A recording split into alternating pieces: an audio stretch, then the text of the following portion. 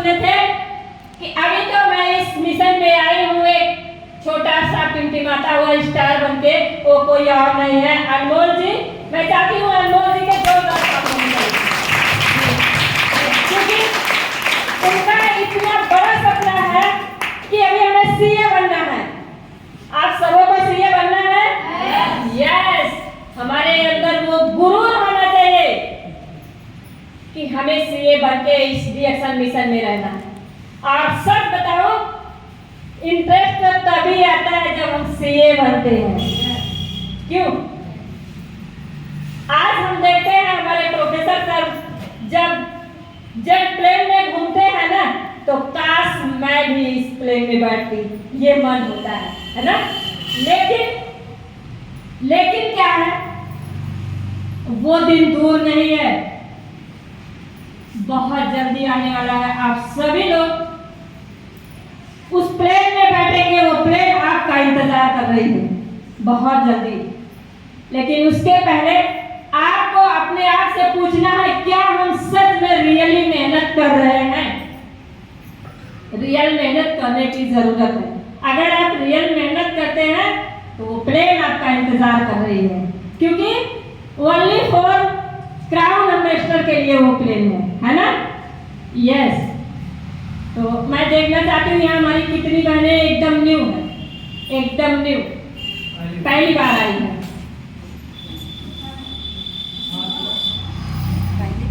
दीदी है, तो ये हमारी 2 बहन 3 बहन है, तो ये हमारे मेहमान हैं। मैं चाहती हूँ इन बहनों के सम्मान में जोरदार तालियां बजाएं।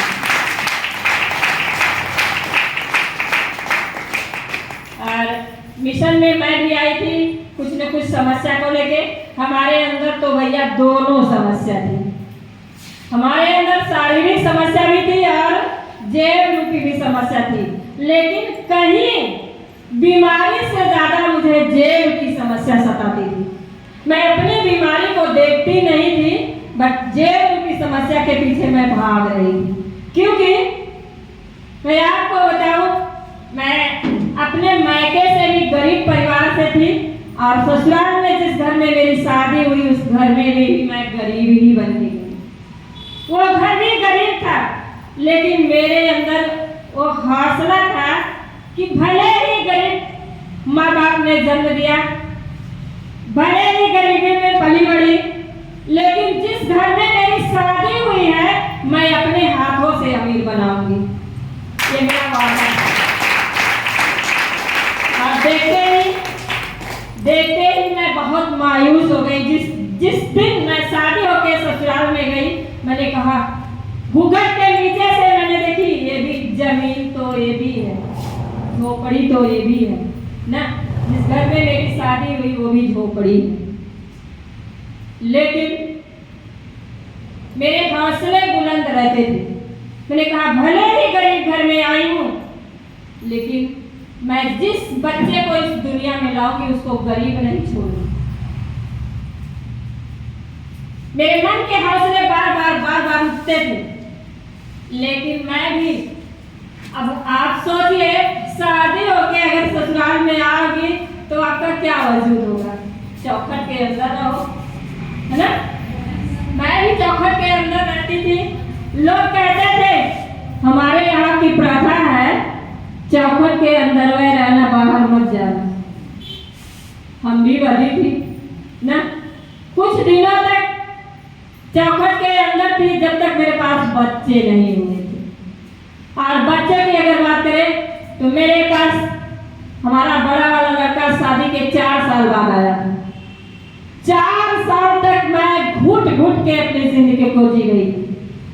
लेकिन जब बच्चा हुआ तो आपकी मजबूरी है बाहर निकलना, है ना, आपको निकलना पड़ेगा। और जब मैं बाहर निकली, मेरे बच्चे 2 हैं, बट ज्यादा वक्त नहीं बीता, बस 2 साल के अंदर में दोनों बच्चे पैदा हुए हैं। बस जब मैं बाहर निकलना शुरू की तो एकदम से निकल गई। क्यों? क्योंकि मेरे मन में होता था मैं टीचर बनूं। क्या बनूं? टीचर। अपने पिताजी से बोलती थी पिताजी मुझे बीएड करवा दीजिए, पिताजी बोलते थे बिटिया अब आपकी शादी हो गई है, अब आपके ससुराल वाले आप करवाएंगे, हमारे बस की बात नहीं है और हम नहीं करवा सकते। ससुराल में जब गई तो वहाँ भी 4 परिवार थे मेरे पास, 4 परिवार। मेरे पिताजी के 4 संतान थी, 3 लड़की और 1 मैं। तो अगर बीएड करवाते तो सबको करवाते, मुझे ही क्यों? लेकिन मैं कुछ वहां भी नहीं कर सकी। सासू माँ से कभी कभी कहती थी अगर कोई डिप्लोमा मुझे दिलवा देते तो अच्छा होता, क्योंकि मेरे अंदर बहुत अजीब सा मुझे लगता है मुझे नौकरी करना है। मेरे मन में होता है कि मैं नौकरी करूं और ये गरीबी खत्म करूं। तो मेरी बातें बिल्कुल मजाक में ली जाती थी ना, लोग हवा में